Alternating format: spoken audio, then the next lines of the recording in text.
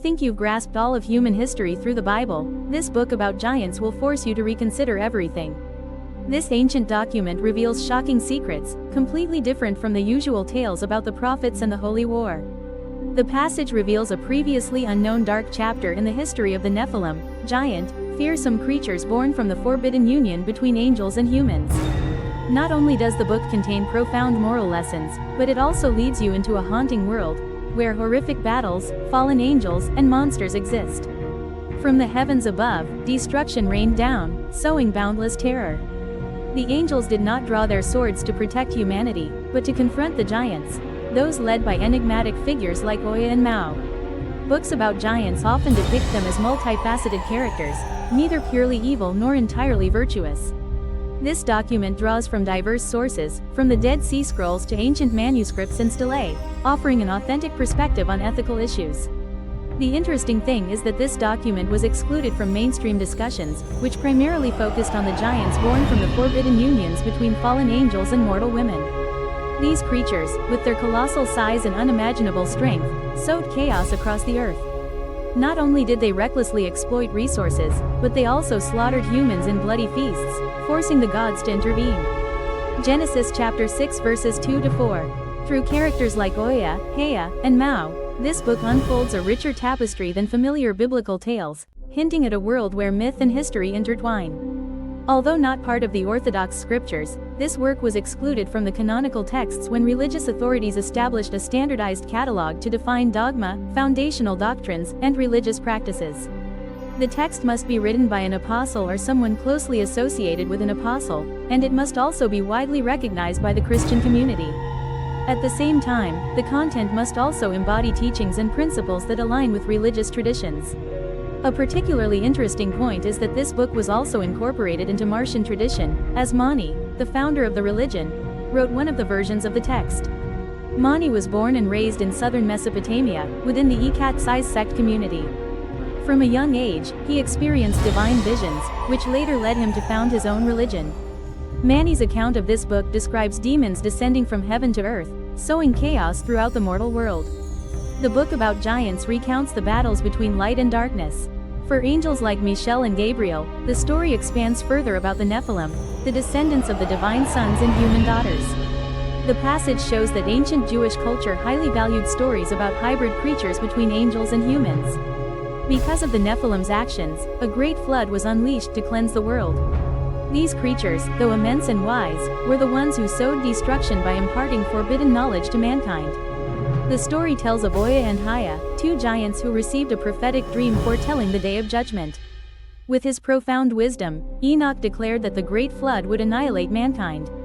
Before the Great Flood, 200 angels, called the Watchers, descended to earth to observe mankind. Semiyala was the leader of the angels, yet even he gradually fell from grace, seduced by the beauty of mortal women. They married humans, bestowed upon them dangerous knowledge, and sowed chaos. The most terrifying consequence of that union was the birth of the Nephilim, violent giants who spread devastation everywhere. They destroyed everything, turning the world into ruins, even abducting and devouring people. When human resources become scarce, the powerful forces begin slaughtering each other, leading to the collapse of the entire civilization. From the ashes of destruction, a miraculous transformation emerged. Amidst the giants, tribes gradually formed, mirroring the alliances of the humans they had previously destroyed. Within these tribes, emotions previously unknown began to emerge: suspicion, remorse, and even fear. Mahor, a giant renowned for his leadership, was perpetually haunted by bizarre dreams. One evening, he told of a dream where he encountered a rock carved with 4 strange names: Noah, Shem, Japheth, and Ham. Those names trouble even the giants. Especially Mahor, who believed it was a sign foretelling their doom.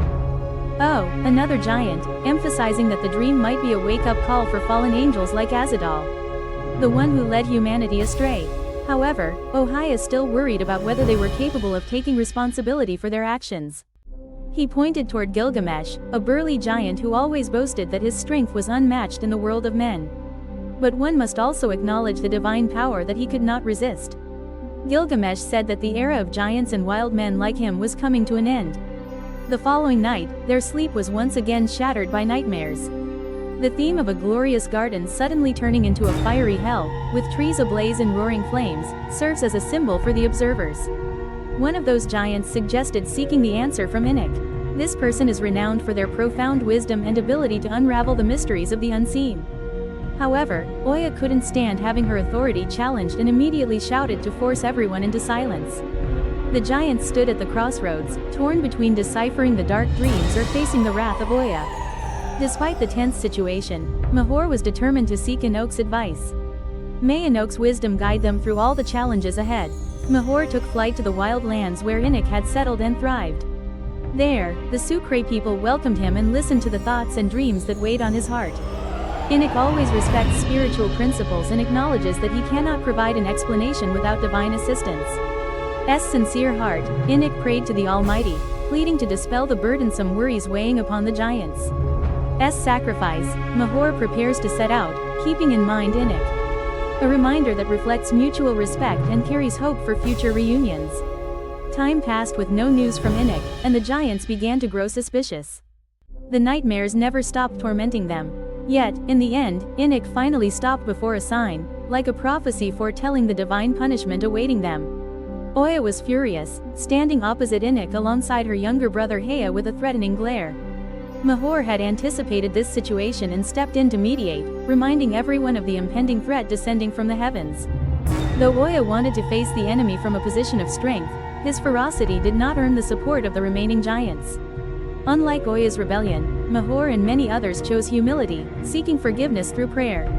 At that moment, the giants knelt down, whispering pleas for mercy. Even Oya, who was known for her resilience, had to think carefully in the face of this extremely grave situation. They realized that asking for forgiveness might be the last way out to avoid the impending punishment. Time slipped away swiftly, and just as Enoch had prophesied, mighty angels appeared to free the earth from the giants' rule. They fought tirelessly against the giants. Gabriel, the mighty angel, used his power to incite the giants into battle, causing them to destroy each other. Though some giants begged for salvation, Gabriel showed them not the slightest mercy. Seeing Gabriel advance resolutely, Mahor realized their fate was sealed, impossible to escape. Before long, the fierce flood as predicted engulfed the land, leaving only the boat carrying pairs of peaceful animals, seemingly unaware of the unfolding disaster. Oya stood atop the high cliff, lost in contemplation over Mahor's fate and the true nature of divine compassion. He believes that sincere forgiveness does not dwell in wrathful angels or merciless floods. Oya and Haya sought safe shelter, climbing a high mountain to escape the approaching floodwaters. Deep in the abyss, they witnessed a horrifying sight, a massive black creature covered in scales, radiating an eerie violet light. Its presence sent a shiver down their spines, a fear that chilled them to the bone. It evokes the image of Leviathan, a colossal creature from legend. With astonishing speed, the creature lunged into the attack, heralding a fierce battle about to erupt between the giants and ancient sea monsters. Oya narrowly escaped Leviathan's deadly attacks. In a moment of losing control, he swung his arm too hard, sending the stick flying from his hand and tumbling over the cliff's edge. As he retrieved his weapon, he saw Leviathan raising its head, its massive body blocking out the sunlight. Horrified, Oya discovered the lifeless body of her younger brother Hea, tightly clamped in the monster's jaws. The sight of Hea, silent and devoid of any human presence, fueled Oya's raging fury. He charged straight toward Leviathan, ready to face the inevitable battle. Oya charged straight in to attack the Leviathan with her staff, each strike brimming with seething hatred. After just a few swings, the club suddenly slipped from his hand and plunged into the ocean abyss, vanishing without a trace. Unarmed, Oya immediately used her immense muscular strength, delivering a straight punch to the monster's head before yanking it back violently. Finally, with a decisive strike, he brought down Leviathan, slaying the colossal beast. Thrown from Leviathan's body, Oya slammed hard into the cliff wall and lay motionless there. Overwhelmed by a surge of emotions, wrenching pain, triumphant joy, and utter exhaustion. After a long, seemingly endless stretch of time, he finally stood up, watching the current carry away the monster that had come to rest in the depths of the sea. Oya's emotions had just settled between laughter and tears when suddenly, he heard the sound of flapping wings. In the blink of an eye, a sword stabbed from behind, wounding him. Oya's heart surged with the desire to strike back at the attacking angel, but his body remained motionless, a chilling paralysis overtaking him. Vision gradually blurred as the distant sound of angelic horns heralded the coming flood. When the floodwaters rose and covered the earth, all living creatures were swept away, leaving only Noah and his sons to survive. The people whose names were seen by Yahuwah carved on the stone tablets survived thanks to Noah's Ark. This place has become a home for creatures of all sizes, where even the mightiest beings face tragic fates. The legend says that their souls could never find peace. Filled with hatred and a thirst for revenge, they turned into cruel creatures. This is a brief summary of the story recorded in the Book of Apocrypha, a book written about the giant gods. As mentioned from the start, this book has multiple different versions. One of those scrolls was discovered among the Dead Sea Scrolls in 1947. And this text is written in Aramaic X, while there is another version said to be Mani's. The founder of the Akkadic religion was Mani Chean, who lived around 250 AD. It's unfortunate that both versions, whether from the Dead Sea Scrolls or the Masoretic tradition, are. The exam is missing many crucial parts, making it impossible for us to grasp the full picture of the text as well as its complete message, including the conclusion. The main plot is quite similar, but there are still some differences. Translation, Enoch. It sends a message that, we are the descendants of giants, the children of Ka Kwat Cho. They will face judgment for the destructive actions they have committed. The story ends unexpectedly, leaving readers with many questions about the fates of Mawar, Oya, and Hea. It can be predicted that their fate will be as bleak as that of their own father, as described in the Book of Enoch. On the other hand, Mani Chen's version offers a somewhat clearer ending, though it still holds many mysteries. Here, Oya and Hea, the sons of the Kwat Cho chieftains, plunged into the fierce battle with the sea monster Leviathan and the angel Raphael. The character Enoch is also a figure worth analyzing in depth. In the story, Enoch is portrayed as somewhat indifferent, seemingly a character who remains detached from all events. Witnessing the wondrous and enigmatic experiences he likely encountered during his journeys of cosmic exploration. As mentioned in the book he himself wrote, Enoch's mood seems reasonable, as he was a rather enigmatic figure in the Bible. The story is only briefly mentioned in Genesis chapter 2 verse 24, where it is written that God took him away. This mystery has sparked countless different theories. Some people believe that Enoch was taken directly to heaven without experiencing death's great-grandfather, Enoch. When I saw the name Noah on the board, it suddenly occurred to me that perhaps only the descendant of someone as extraordinary as Enoch deserved to be mentioned like that. Only then can they survive the impending flood. In the Book of Enoch, this character is often underappreciated because the work is filled with fantastical and supernatural elements. But in reality, he plays an extremely important role. He serves as the messenger connecting God with the fallen angels, also known as the Watchers. Let them know the punishment that God has ordained for them. In the Book of Enoch, the author also mentions the giants, the descendants of the Watchers, using a similar writing style. I try to give them a bit of hope, especially for Mahor, that giant of a man. But God does not permit pity. Enoch could only forewarn that they would suffer the same punishment as their father did. The Watchers. In books, the image of giants is often not portrayed in a favorable light. They were called the Nephilim, brutal and terrifying beings, obsessed only with feasting and wreaking havoc. They behaved no better than wild beasts, devoid of any humanity. Talk or cooperate with each other, they. However, in the book, the giants are portrayed in a way that makes them seem friendly and more approachable. They were haunted by terrifying dreams and frequently experienced feelings of anxiety and doubt. They shared their worries and worked together to find solutions, and it was this very act that revealed the human beauty within them. Even though they had made blameworthy mistakes in the past, one of the Mahor giants even tried to solve the problem by seeking guidance. Shows the ability to change and even make amends. Some might argue that the motive behind these giants' actions is essentially self-serving. In the version of the story found in the Dead Sea Scrolls, the giants seem to only know how to pray as a last resort to save themselves, but not stemming from sincere belief or a genuine desire for forgiveness. For example, Mahor, it seems she's solely focused on saving herself. Mahor only focuses on his own health, diet, and living conditions. Beyond the destruction you and the other giants have wrought. That selfish attitude is precisely why their prayers go unanswered. Finally, they faced a devastating punishment, complete annihilation. The details about the mysterious call in the book are truly fascinating. The above passage reveals the multidimensional and complex relationship between this text and other ancient legends. The authors may have been familiar with Sumerian mythology and this distinctive name. The connection to the heroic character Gilgamesh in the Sumerian epic. In this passage, Gilgamesh demonstrated his superior strength. But even he couldn't help but show skepticism when standing before the celestial party. This can be understood as the author's way of emphasizing the absolute power of God in the Bible. Even a legend like Gilgamesh hesitates before divine power. Even ordinary people are truly worthy of respect. This description is completely opposite to the image of the fearless, valiant Gilgamesh in Mesopotamian mythology. He was described as being 2 parts divine and 1 part human. He became renowned for his extraordinary strength and his quest for immortality. On his journey, he encountered many gods and monsters. Finally, this leads to the profound realization that human life is inherently fleeting. The true path to immortality lies in leaving behind a meaningful legacy and impactful deeds.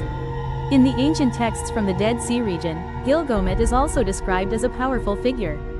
Brother Tranan said that Omiat's dreams do not belong to them, but are meant for the rulers of the mortal realm. These changes force the giants to seek advice from the very things they created. The severity of the situation in the physician's reputation. When the world fell into chaos, his reputation must have been so illustrious that even the giants took notice. Actively seeking advice from someone genuine. This is truly remarkable, as it shows the despair of giants when forced to seek advice from the small. Something that is rarely seen. Mawa's journey to meet Wynok was truly extraordinary, likened to a cosmic voyage through countless worlds. Rose had to fly across the sun to reach the desolate land where the Wynok dwelled. This aligns with the contents of the Book of Wynok. That place was also described as requiring passage through perilous lands, guided by angels.